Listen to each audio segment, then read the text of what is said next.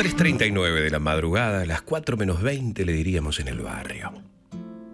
Ese momento en el que, cuando se quedan aquellos que estiran la sobremesa, se quedan charlando con las luces bajas, aquellos que se cuentan historias, aquellos que las inventan. Momento ideal, acompañados en el aire de la radio, en algún rincón entre el centro, la zona del Congreso, está uno de nuestros anfitriones de la madrugada. Ayer destacábamos una reunión maravillosa que tuvimos el martes en el Club del Progreso, y Sergio D'Agostino, ustedes saben, es uno de los habitués de estos aires de madrugada. Y además es uno de esos que cuando ya todas las sobremesas pasaron, el tipo se queda. Tal vez con Alejandra, con su equipo, se ponen a contar las historias. Y hoy más que nunca con el aire de la radio, porque me acaba de avisar Sergio que en el centro, en el Congreso, en buena parte del barrio de San Nicolás, están sin luz, completamente a oscuras. Queda tal vez alguna vela, la luz de un celular y la radio encendida. Por eso, aprovechando este momento y mientras esperemos que Edesur se ponga las pilas, nosotros nos arrimamos a esa mesa que queda después de todas las sobremesas. Y mientras ellos me dicen que está todo cortado, no hay luz, yo les traigo en una candela una historia. Esta historia me la contó Nicolás Marina. Es una historia de los náufragos en la isla del lago de Parque Centenario, no muy lejos del centro. Ya pocos lo recuerdan, pero antes en el lugar había un anfiteatro que ocupaba el centro exacto del espacio verde diseñado por el francés Carlos Thays, el mismo que trazó los bosques de Palermo, el mismo que llenó la ciudad de jacarandás y de palos borrachos.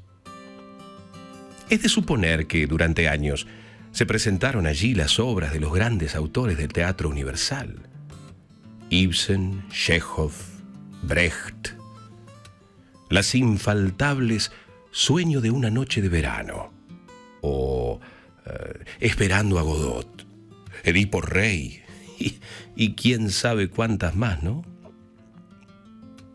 Pero entonces, alguien que ocupaba un puesto jerárquico en la municipalidad decidió que el teatro no importaba.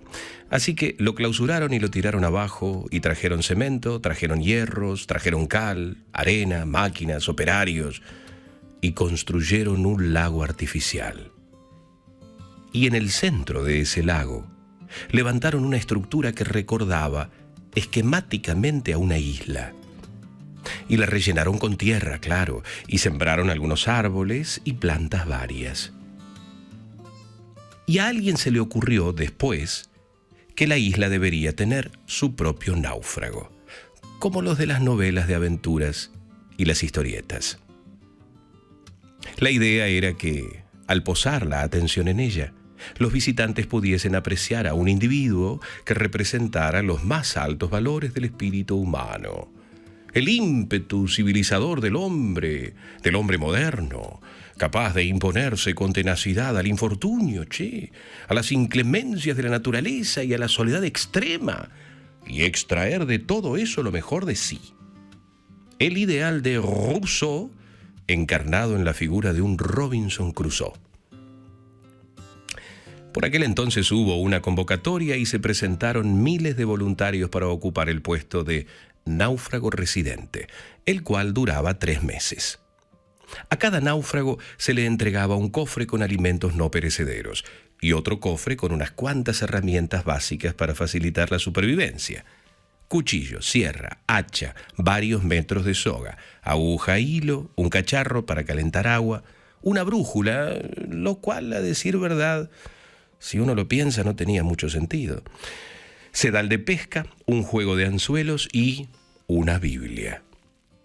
La única concesión a las comodidades de la vida moderna con la que contaba la isla era un baño pequeño, camuflado entre la espesura, para que los moradores pudiesen realizar sus necesidades sin escandalizar a nadie, ¿viste? El náufrago podía construir lo que fuera con los elementos a su disposición: cultivar, pescar e incluso cazar pajaritos. Lo que no podía de ninguna manera era abandonar la isla o comunicarse con la gente que paseaba por la orilla del lago, ni tan siquiera dar cuenta de su presencia.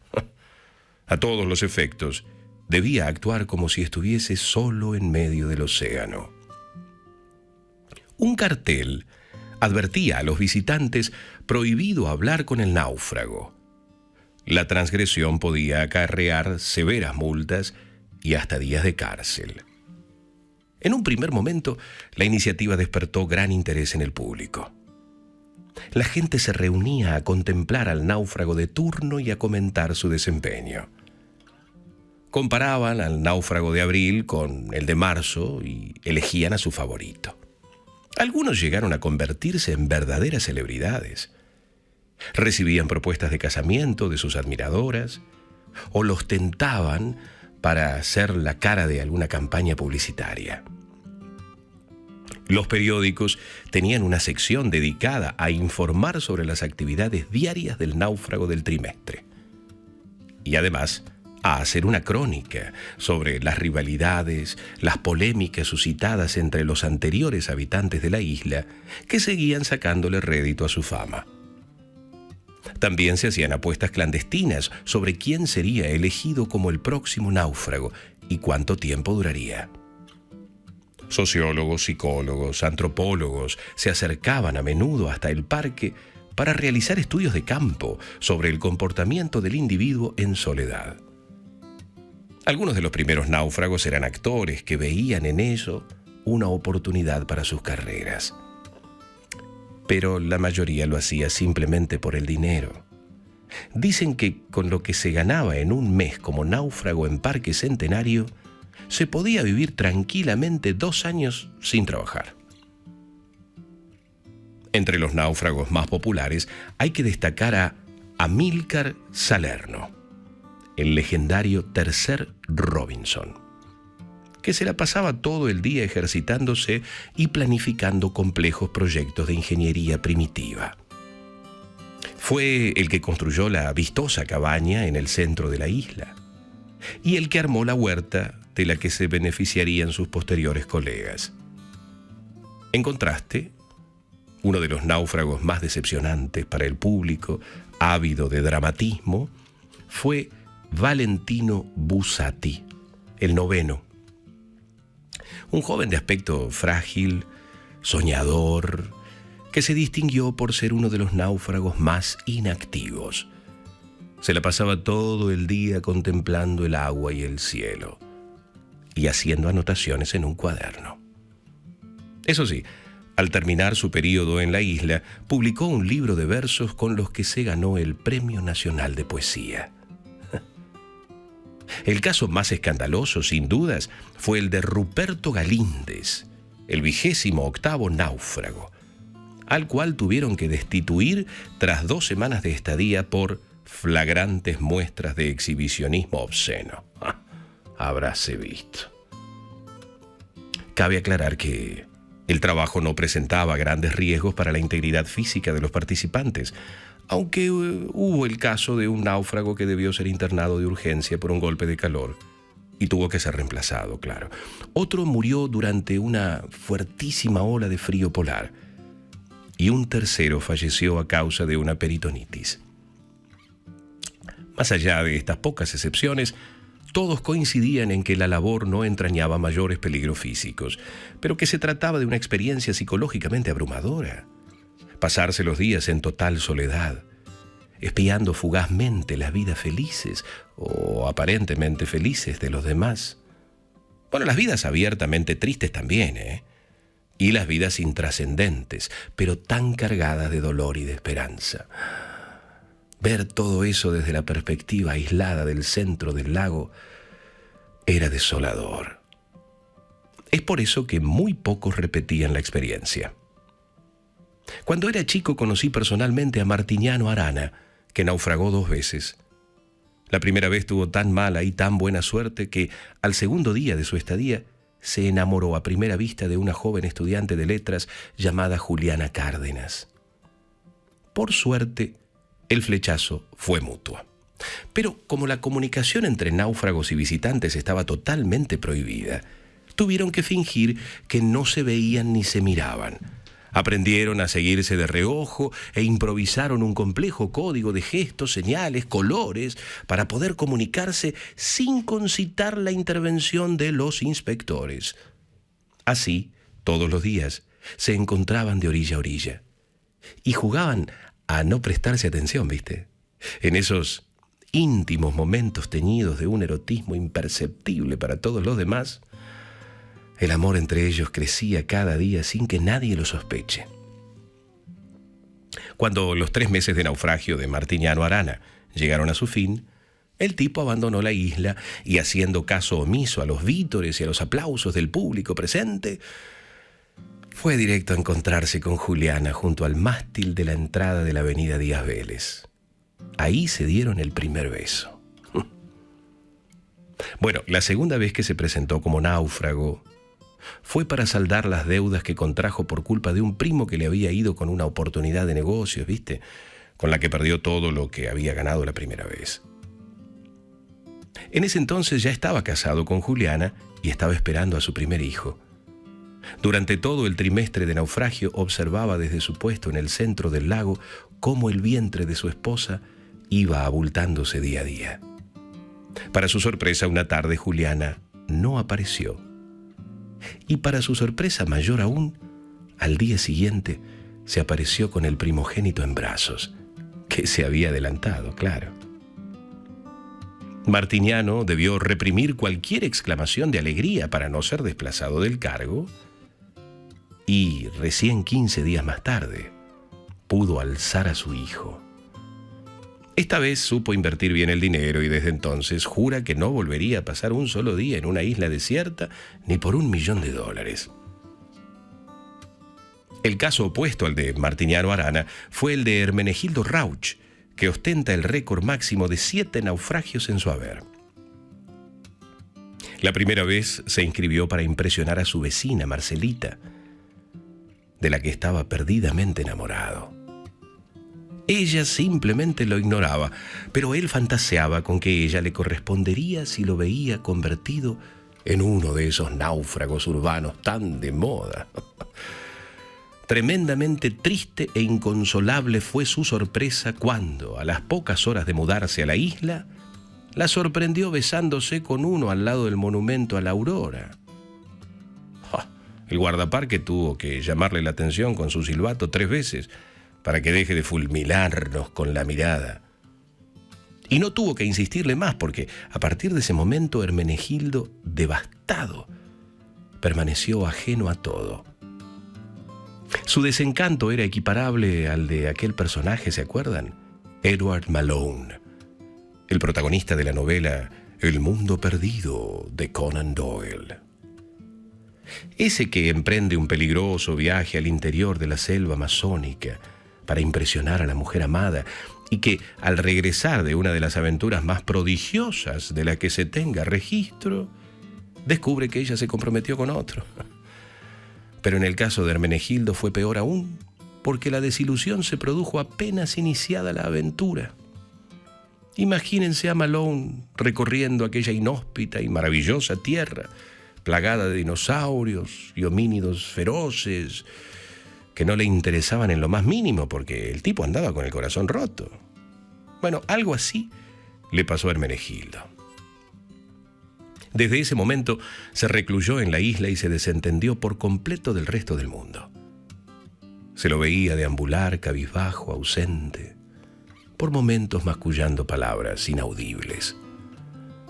Pero la mayor parte del tiempo estaba en completo silencio, con la mirada perdida como muerta. Una vez terminado el lapso de su naufragio, quiso continuar ocupando la isla, pero no se lo permitieron.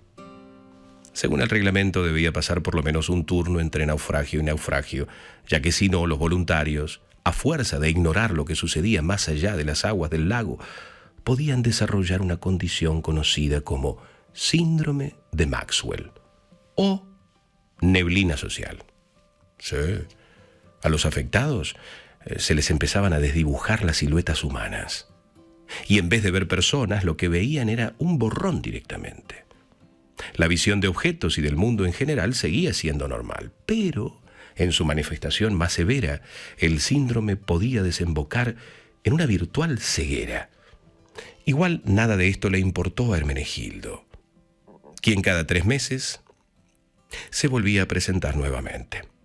Hasta que un día las autoridades resolvieron por su bien no dejarlo naufragar nunca más. Resuelto a continuar con la vida que se había autoimpuesto, compró un velero y salió a navegar con la intención de naufragar adrede en la primera isla deshabitada que encontrase. Igual a las pocas millas de zarpar, el velero se hundió y pereció ahogado, así que... Después de la tragedia de Hermenegildo Rauch, la prensa, la opinión pública, todos comenzaron a cuestionar la figura de el náufrago, este náufrago recreativo. Empezaron a decir que se lo sometía a una tarea degradante y que en vez de héroes eran atracciones de circo. El oficio fue perdiendo prestigio, fue perdiendo glamour. Muchos seguían aceptándolo porque decían que, para cómo andaba el país, mejor aislarse de todo. Pero la época de oro de los náufragos ya había pasado. La mayoría de los voluntarios, a los pocos días de tomar posesión de la isla, más que recordar al arquetipo de Robinson Crusoe, lucían como mendigos harapientos. La gente mayor perdió el interés por el espectáculo y los más jóvenes los tomaban a la burla, al punto que fue necesario poner un nuevo cartel que decía: prohibido arrojarle piedras al náufrago. Las autoridades municipales resolvieron entonces y finalmente que lo mejor era borrar de ese punto focal de esparcimiento toda referencia o toda interferencia relativa a los desvelos humanos. Así que tiraron abajo la cabaña con una topadora, llevaron a vivir a la isla a una familia de patos para que la gente les tire migas de pan. Ahora, uno puede ir a sentarse a la orilla del lago y quedarse contemplando ese modesto remedo de naturaleza. Los peces, las aves, la vegetación. No pensar en nada y olvidarse de todo. Aunque a mí a veces me parece ver entre los reflejos del agua a un puñado de actores haciendo una escena de Hedda Gabler.